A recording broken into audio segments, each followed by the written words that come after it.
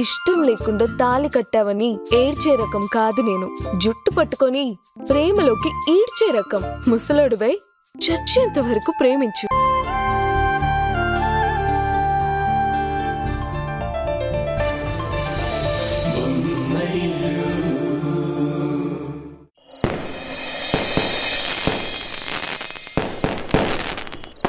Usha, coffee తీసుకురా.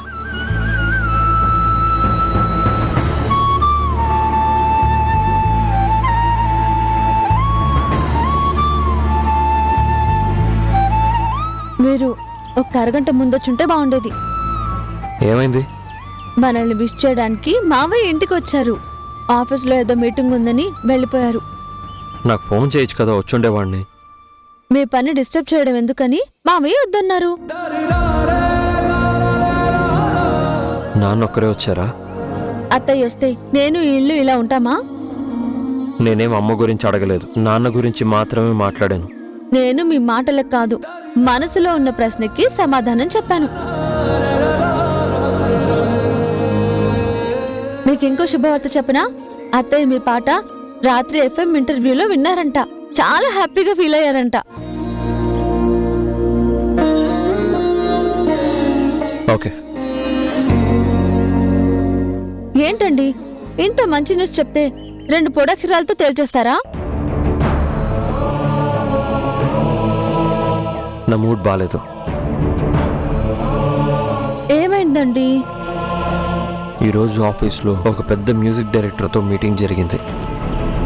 ఆయన సినిమాలో పాట పాడమని అడిగారు. మీరేమన్నారు? నాకన్నా ముందే అనిల్ గారు ఓకే అన్నారు. నేను ఒప్పుకోక తప్పలేదు. చూస్తుంటే ముందు ముందు ఇంకా ఎక్కువ మూవీ సాంగ్స్ పాడించేలా ఉన్నారు. ఇంత శుభవార్తని అలా డల్గా నీరసంగా చెప్తారేంటండి? నీకు శుభవార్త ఏమో కానీ నాకు కాదు. సినిమా పాటల మీద నాకు ఇంట్రెస్ట్ లేదని నీకు తెలుసు కదా. ఇష్టం లేకుండా ఒప్పుకున్నందుకు ఏదోలా ఉంది. ఏవండి, పెద్ద సింగర్ అవ్వడమే మీ లక్ష్యం కదా. పాడే పాట మంచిదవ్వడం ముఖ్యం, కానీ అది ప్రైవేట్ సాంగా మూవీ సాంగా అని ఆలోచిస్తారేంటి?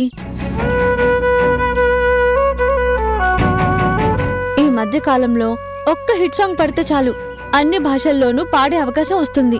మీ పేరు దేశమంతా వినిపిస్తుంది. అభిమానులు, అభినందనలు, అవార్డులు, రివార్డులు అన్నీ పెరిగిపోతాయి. నా భయం కూడా అదే.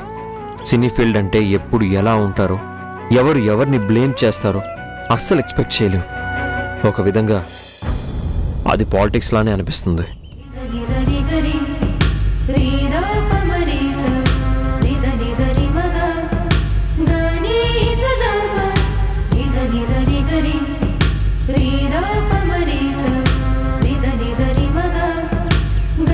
ఏవండి, ఈత తెలిసినవాడు గట్టు మీద నిలబడి లోతు కొలవకూడదు. ఏ రంగంలో అయినా సరే మనకు తెలిసింది, మనం ఊహించుకున్నది ఒకటవుతుంది. ఒక్కసారి ఎంటర్ అయితే ఒపీనియన్ మారిపోతుంది. ప్రైవేట్ పాటలు తక్కువ అని కాదు, కానీ ఈరోజు గొప్ప గాయకులు ఎవరంటే ఒక ఘంటసాల గారు, ఎస్పీబీ గారు, మహమ్మద్ రఫీ గారు, జయసుదాస్ గారు, ఇలా సినిమాల్లో పాటలు పాడిన వాళ్ళ పేర్లే చెప్తారు. అది సినిమా గొప్పతనం. ఇచ్చిన పాటని అద్భుతంగా పాడటమే ఒక గాయకుడిగా మీ లక్ష్యంగా ఉండాలి. త్యాగరాయ స్వామి శ్రీరాముడి మీద ఎన్నో అద్భుతమైన పాటలు పాడింది స్వామిని ప్రసన్నం చేయడానికి మాత్రమే కాదండి. గుండెల్లో భక్తి, ఆరాధన, ఆవేదన రూపంలో అందరికీ తెలియడానికి. అవి కేవలం పాటలు కాదండి, నిజమైన భక్తికి మార్గదర్శకాలు. ఒక గాయకుడి కళని దేవుళ్లా పూజిస్తే దక్కే ఫలితమేంటో చూపించారు. ఇంకా క్లియర్గా చెప్పాలంటే, వసంతకాలం వచ్చినప్పుడు కోకిలకి పాడమని ఎవ్వరూ అడగరు.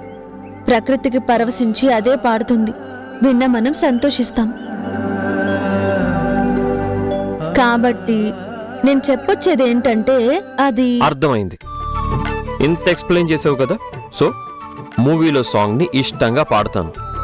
ముందు ముందు వచ్చే అవకాశాలను కూడా ఆనందంగా యాక్సెప్ట్ చేస్తాను.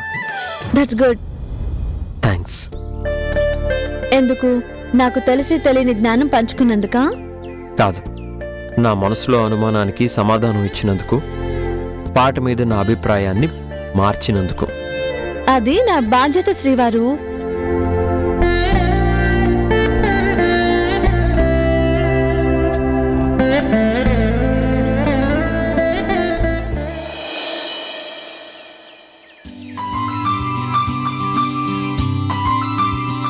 హలో కిరణ్, ఇంట్లోనే ఉన్నావా? నేనెక్కడికి వెళ్తాను? ఏమో, దేవుడు కరుణించి నీ మనసుని కొడుకు వైపు మళ్లించాడేమో అని. ఆ మార్పు నా కొడుకులో రావాలని దండం పెట్టుకుంటాను. సో దేవుడు నన్ను కరుణిస్తే అలానే కరుణించాలి. మంచిది, ఆ కరుణామయుడే కాపాడాలి. అవును, ఇంతకీ ఎందుకు ఫోన్ చేశారు? చెప్పనే లేదు. మన అకౌంటెంట్ రామస్వామి కొన్ని ఫైల్స్ తీసుకుని ఇంటికొస్తాడు. ఫైల్సా? ఏ ఫైల్స్? ఆడిటర్కి సబ్మిట్ చేయాల్సినవి. ఒకసారి నువ్వు వాటిని చెక్ చేసి సైన్ చేసి ఇచ్చేసాయి. పవర్ ఆఫ్ అటార్నీ సంజయ్కి ఇచ్చాం కదా, మళ్ళీ ఈ ఫైల్ చెకింగ్ ఏంటి? పవర్ వాడి చేతిలో ఉన్నా అన్ని పద్ధతిగా ఉన్నాయో లేదో చూడాల్సిన బాధ్యత మనకుంది. అందుకే ఆడిటింగ్కి వెళ్లే ఫైల్స్ గురించి నీకు అన్నీ తెలుసు కాబట్టే చెప్తున్నాను. ఆఫీస్కి రాకపోయినా ఇలాంటి చిన్న చిన్న పనుల్లో భర్తకి సాయం చేస్తుంటే అర్ధాంగి అన్న మాటకి సార్థకత వస్తుంది. సరే శ్రీవారు, నేను చెక్ చేస్తాను. Good morning madam. అదిగో మాటల్లోనే రామస్వామి వచ్చారు. నేను మళ్ళీ కాల్ చేస్తాను. ఓకే. రండి రామస్వామి గారు.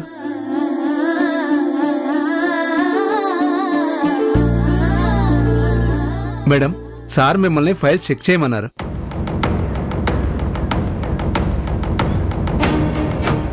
ఇవన్నీ ఇప్పుడే చెక్ చేయాలా? అవును మేడం, మీరు చెక్ చేసి సైన్ చేస్తేనే ఆడిటర్కి సబ్మిట్ చేస్తాను. ఉమ్.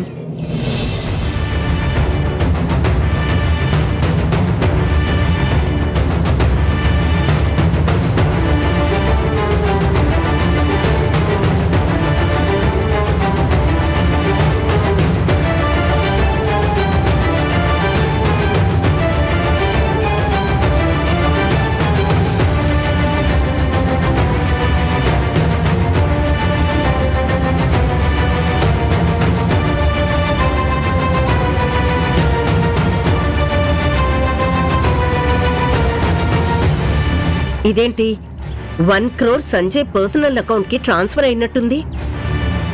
ఎలా చేశారు? ఎందుకు చేశారు? అడుగుతుంది మిమ్మల్ని, సమాధానం చెప్పండి. అంటే మేడం అది చూడండి రామస్వామి గారు, చాలా కాలంగా మా దగ్గర పనిచేస్తున్నారు. ఆ నమ్మకాన్ని మీ మౌనంతో నాశనం చేసుకోకండి. మేడం, సంజయ్ సార్ని అడిగితే అదంతా నేను చూసుకుంటాను, నువ్వేం టెన్షన్ పడకు అని చెప్పారు. సార్ కదా అని రెట్టించి అడగలేకపోయాను. ఈ డబ్బు ఎందుకు ట్రాన్స్ఫర్ చేశాడు? ఎందులో అయినా ఇన్వెస్ట్ చేశాడా? తెలియదు మేడం. తెలియకపోవడం ఏంటండి?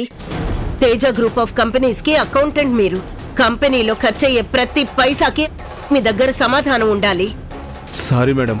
సారీ కాదు, ఆ డబ్బు ఏవైందో నాకు తెలియాలి. అప్పటి వరకు ఫైల్స్ నా దగ్గరే ఉంటాయి. మీరు వెళ్ళండి. Okay madam.